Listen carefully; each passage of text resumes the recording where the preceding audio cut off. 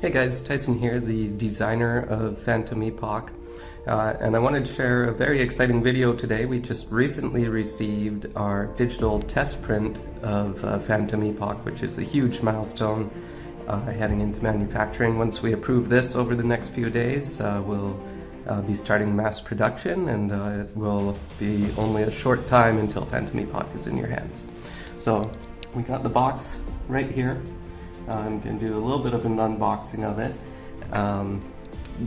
Huge disclaimer, I'm not one for taking videos or for talking a lot, and I don't have a very good setup for this unboxing video, but we'll see what we can do to show some of these exciting components off. One thing that I just wanted to start out with, I just showed you the box here, the box here, but you'll notice there's a smaller box in the back over here. So this is the prototype box, the first prototype box that you'll have seen in content creators' videos now. And as you can see, there's a slight size difference here. So one thing that I didn't do a good job up until now of demonstrating is that that prototype box really was not representative of the content that you're going to be getting in Phantom Epoch. This, however, is. So without any further ado, let's get going. Alright, here we go. So here's the digital test print box. Before I open it up, I'm just going to flip it over so that we can see the back. Oh, I put the lid on upside down. There we go. Nice looking back, all set up. And let's get this opened up. So there are a couple of things missing from here. First of all, we don't have the inserts in this test print. They'll be coming shortly. So you're going to see a lot of loose components bouncing around a little bit in here. But let's see what we got. Alright, so we got the Volanin add-on in here. Much smaller box, but it has our character species, for the Volanin, the cards, and the standees and the minis. Now let's pull up the other add-on here first. We've got the Arsonist here. And so inside the Arsonist we have the 3 Arsonist classes.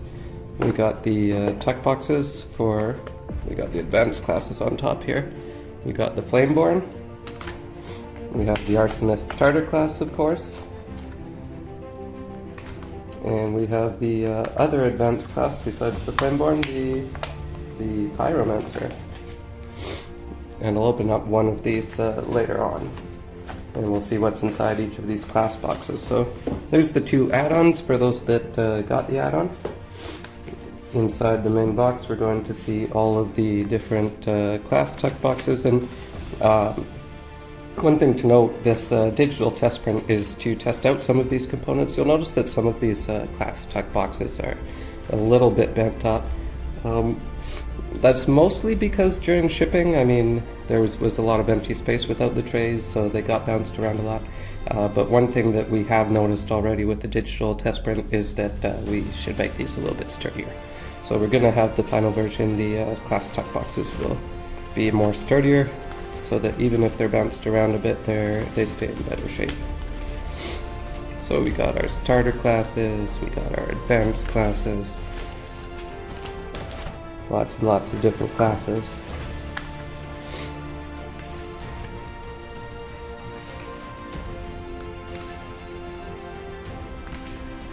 Let's put these aside for now.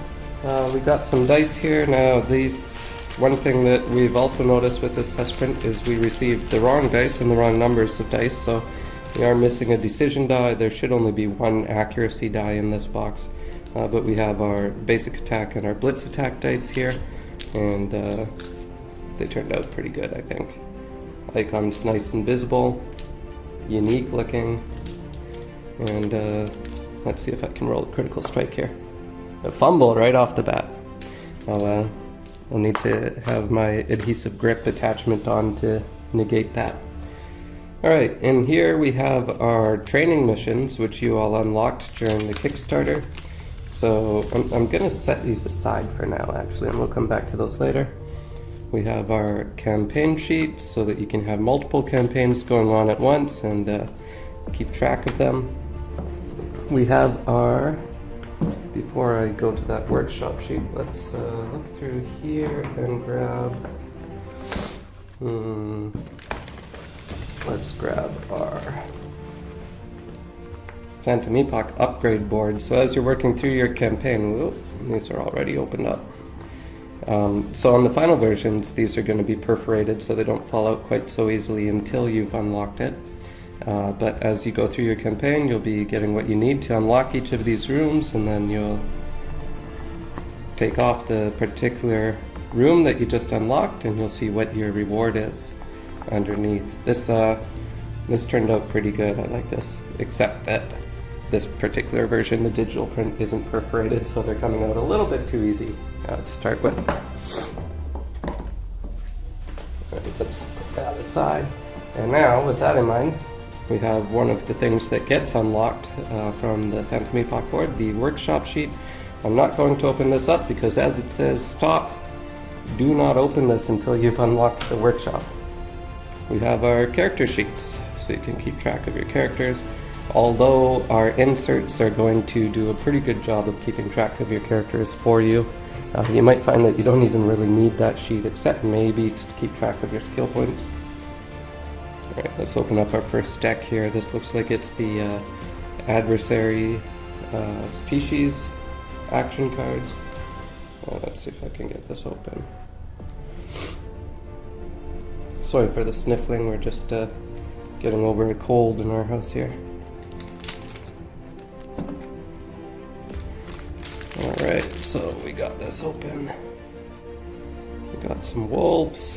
We got some timeless, another thing that you guys unlocked during the Kickstarter. Thank you all so much for that. We got our slinks. Librans, also unlocked by you guys. Humans. Grylos. And of course all of these have unique actions on the front side. So all of the adversary species cards will be packed together as we just saw, and those will go straight into your base tray insert. Let's see if we can find the adversary class. Well, here's the adversary description cards, so let's open these up next. And again, right on the front there we see a timeless sentry. Thanks to you all. I really like the way Longpack has sealed these. There's a little tab here that you rip off and it opens it up. No scratching the cards as you're trying to get the packaging open.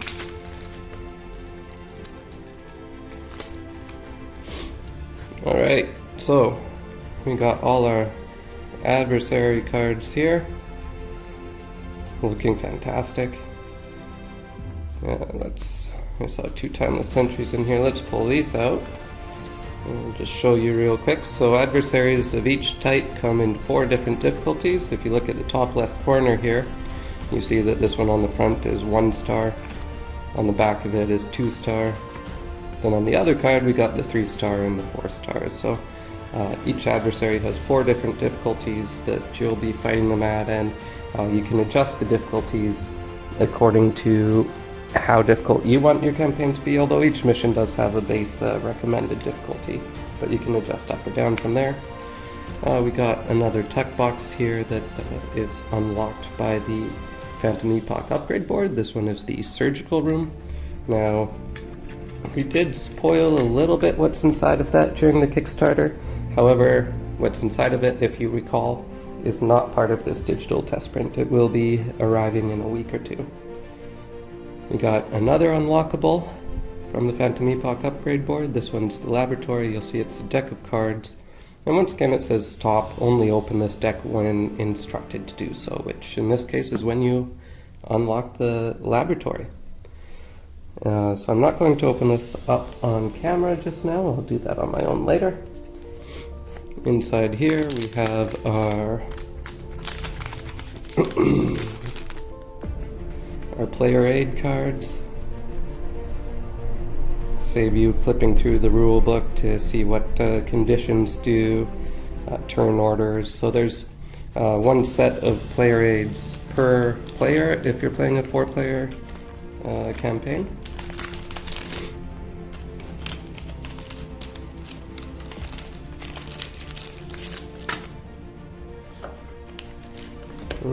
And here's what I was looking for before, our adversary class cards. So we got the class deck here. Let me find the tab to open that.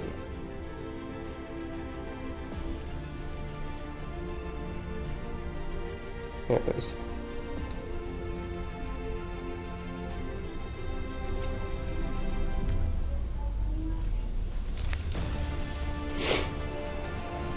And as I'm getting that open, I'll just mention we are going to be at Gen Con at the Foreteller booth in a couple of weeks. So we're going to have this test print box there. So if you want to see any of these in person, touch them, feel them, see how they feel, make sure to come visit us at that booth here.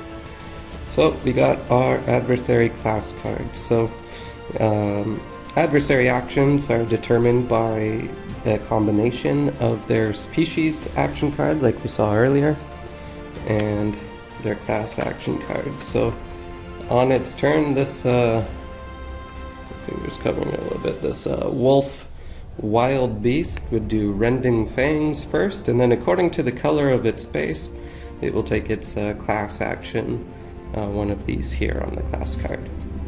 So there's some wildly different combinations of actions that each adversary can do on its turn, keeping you guessing to some degree. Alright, this is just the header for the extra HP bases, extra dice, for those that ordered those add-ons.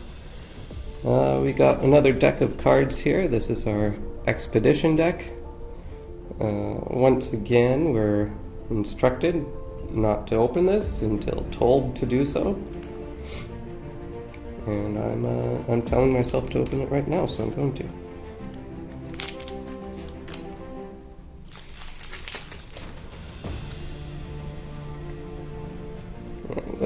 We got story expeditions here, so these you do when you're instructed to, and they further the plot of the campaign. We got some planet expeditions here for Burkov, Orbos, Thespara, and you'll be... So here's something that we'll have to point out to Longpack and get fixed in the final version, and this is what this digital test print is for. So I'm actually glad we found something here, so you can see what we're going to be doing over the next few days. So as you're going through the campaign, your expedition decks grow. So you start out with these ones, but then when you're instructed to, you add from these decks into each of the planetary decks. So we're going to have to make sure that in the final version, these aren't packed together, of course. These will have to be in their own wrap. So that's exactly what this test print is for, is just getting details like that ironed out, so that we're in good shape for when the final box makes it into your hands. We have here our boss action cards, and we'll get to the boss boards in a bit, so maybe I'll set these aside to see them together at that time. We have our event decks, and this is similar to expeditions. When your events happen during mission play, each round you're going to be drawing an event. As you progress through the campaign, as you unlock different stuff, as you make different decisions, your event deck during mission is going to change. So you'll be taking from this deck and adding it to the to your unlocked event deck. And this one is packed right. This is just the extra events that get added as you go.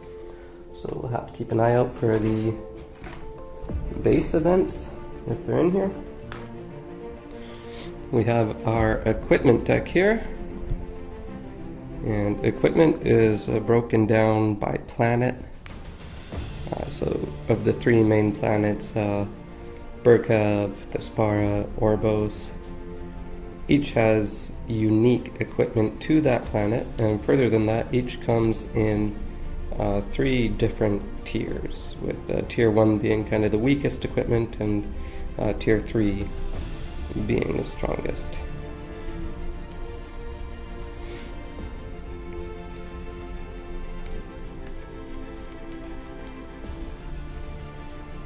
Having trouble finding the tab on this one.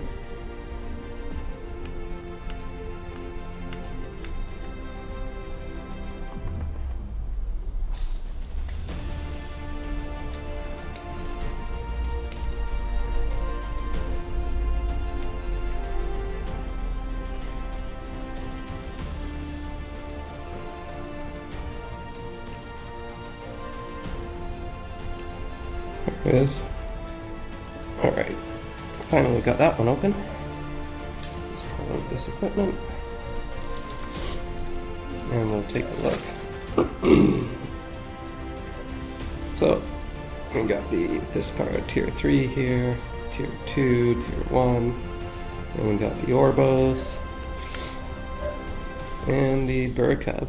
And the equipment in this game is, a lot of the advancement in this game is less of a vertical advancement and kind of a slight slope, not quite horizontal. So oftentimes you're going to want to keep some of the Tier 1 equipment all the way through the end of the game. And it's more about coming up with options, combinations that match your playstyle and what you're trying to do, versus just steadily increasing in power. I mean, you are increasing in power as you get new stuff, but it's like I said, it's not just a vertical increase. You'll want to try a lot of different combinations. Here we have our attachment deck.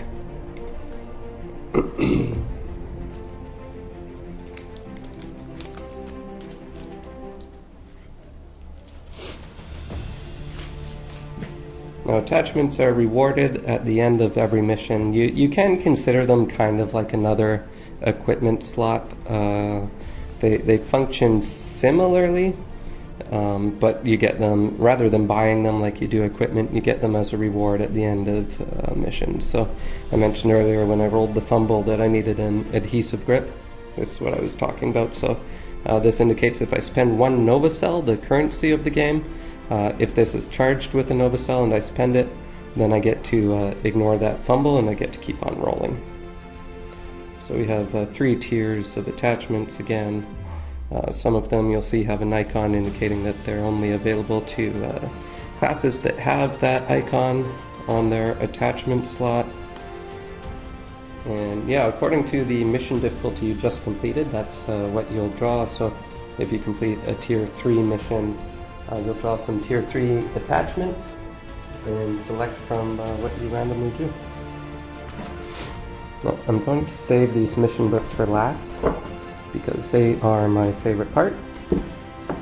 We got the rule book here, index at the back, much requested and much needed, and then a quick reference on the back as well. We have our extras book. Again, we got this nice stop warning. Only open this up when you're told to. So as you go through missions and collect treasures and activate orbs and take certain actions, you'll be instructed to read the results from the extras book. Here we have our boss boards. Bosses do come out in a certain order during the campaign. I shouldn't say linear order. They can come out in different orders depending on your campaign choices. But there are some spoilers related to the bosses, so that's why we have this cover here that tells us open it from the backside. Go to the backside and pull out the corresponding boss number without looking at the front. Alright, so let's open this from the right side, make sure that they're put in here the right way as well. And they are. Oh, not in order though. We'll try and get those in order for the final versions. We see the different boss numbers here. Let me find boss number 1. Because I'm not too worried about spoiling boss number 1.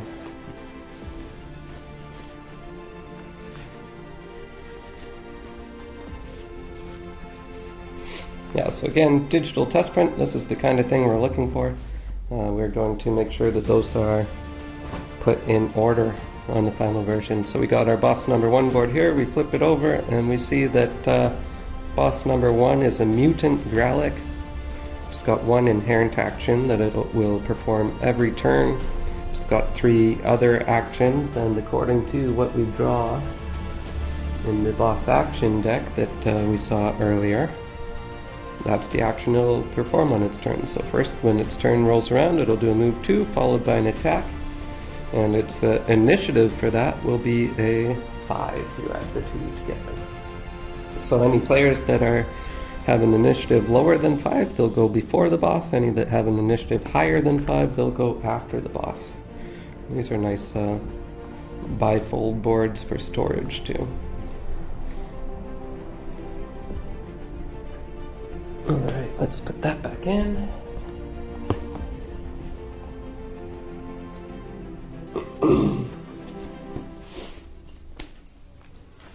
So that's the boss boards. Let's take a look at, we got our foreteller flyer here. That's important. What the foreteller team is doing with the audio for Phantom Epoch is absolutely incredible. So if you haven't checked them out before, make sure you do, and it's only a few bucks for the Phantom Epoch foreteller add-on, and boy, it'll really enhance the immersion as you're reading through the mission text. Here's the events we were looking for earlier. So these are the ones you start with. You see there's no stop card on these, so the events we saw before will get added to those decks as you play through the campaign. We have some empty tuck boxes here, so these are also related to the Phantom Epoch upgrade board. In the final version, those will have something in them, but just for the test print, it's just demonstrating the empty boxes. And then we have our punch boards here, full of all of our adversaries, our condition tokens, our treasures, our Nova cells, bandages, our hazards, lots of good stuff here. Let's and for those that aren't a big fan of minis, we do have a standee option for all of the characters as well. One thing as we finish this off, one thing that you didn't see in this is the character species cards, and let me talk about that in just a moment. First, let's pull out one of the class tuck boxes. Let's take a look at the warrior. So at the start of the campaign, when you create your characters, you'll choose your class, you'll choose your species, and that combination together will kind of determine the customization of your character. So we got the warrior board here. The character species card that you choose will go right here in this little hologram spot, and you may have noticed it looks a little bit weird when you're looking at them individually, but the character species cards have this green background, and until you actually go and slot them on here, you don't realize that, oh, that's because it's a hologram on your class board. So if you've been wondering about the green choice for those, that's why. On the back we have our description of the warrior class. Now this is very broad, you could say. We want players to create their characters here. That's why they're choosing the species, choosing the class. So there's lots of room here for you to fill in the background of your character. We got our attachment slots. You saw those earlier. We have our equipment slots. We have item slots, bandages, and yeah, that's our character class board. Well, let's see what else is in this tuck box.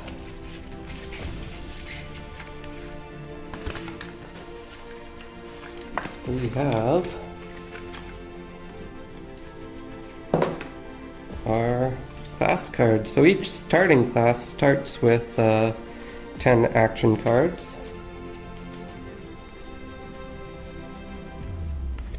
And then there's 4 more in the starting class that they can purchase for skill points. And you earn skill points as you play through the campaign. During each mission, each character can take 10 action cards into the mission with them. You can change out which action cards you take per mission, so For your very first mission, you're going to be taking in all of the starting ones, and then as you buy new ones, you'll kind of swap out what you want to take into each mission, and according to what you're doing on the mission, you might want to bring a completely different build out of those that you've bought. And then the advanced classes, we won't spoil too much, but they give you a very wide variety beyond the 4 that you can purchase, a lot more options for your action cards. And a new map with different goodies on it. I just had it here, I'm not sure where I put it. But inside that tuck box was also an attachment card that I put aside somewhere. Did I put it back in? Nope. Alright, I'm going to have to find that because I don't know where I left it. But each starting class also starts with an attachment that goes in there. Attachment slot. And I better be careful because I don't want to start losing things already. Right, let's put this aside for now. And now, for my favorite part, I mean, I'm very happy with most of this digital print, but this is my favorite part. This is what I'm very proud of, and I've mentioned in updates before that it maybe isn't conveyed super well across videos, but these are sturdy pages. So our mission book, where we actually play, where we set up our missions, it's so easy, but it feels so good because it is sturdy. It feels like a board. You get the feel of a board with the quick setup of a mission. So every time you open one of the mission books, you'll open the other one to the same page, and together, side by side, they make up the mission. So this is your playing area here, and again, they're sturdy. You can see there's a tiny bit of a gap here, but I'm purposely moving it back and forth. It's sturdy enough that it stays pretty close together, and I'm also holding the top part instead of letting it rest naturally on the table. So this feels really good, and with this setup of the book side by side, you don't have the problem of coils in your play area. So if we had made just the maps in one book, we'd have coils, of course, running right through the middle here, preventing us from nicely putting our characters and enemies in those slots, but instead they go there no problem at all. We have the mission text on top. Of course, we will have the mission text digitalized on the doTERRA website, so if you're limited on table space and you want to look at the mission text on your tablet or your phone or computer or whatever, you can of course play like this instead, and then you don't have the top pages there. But if you prefer to be completely disconnected and you have the table space, then of course you have the mission text right there as well. So I think that's about it for this unboxing. I'm just going to, in one of the KS updates recently for June, I mentioned that we also got our silicone minis. I'm just going to show one off here because I love the way these turned out. Now, there will be numbers on the HP bases. The HP bases will come in 4 different colors. Remember, you saw on the adversary action cards why the colors matter. So there will be numbers on here, different color HP bases, so that when you're using adversaries, you know which action they're taking. And then we have the +10 HP discs here to indicate beyond 9 HP. How much HP you have +10, and they spin nicely. Now for characters, you're probably going to leave the HP base on most of the time because our character trays are made so that you can actually put the mini with the HP base right in the tray. For adversaries, you might be popping them off a bit more, and that's pretty easy to do. Like you just saw, you just push on this and it comes out. Let's see if we can... I have some 3D printed standee bases here. These are nothing like the final version, but similarly these will pop onto the HP bases, and this is where the adversary standees will slot into here, pop onto the HP base, and then same idea. And if you got the extra HP bases, there's no reason that these won't work for other games that use standees and use HP as well. So you can use these with other games besides Phantom Epoch as well. So that's it for the unboxing. Now it's time for me to dig into this in great detail, sort everything out, and make sure that our final product is perfect for you guys. Thanks for tagging along.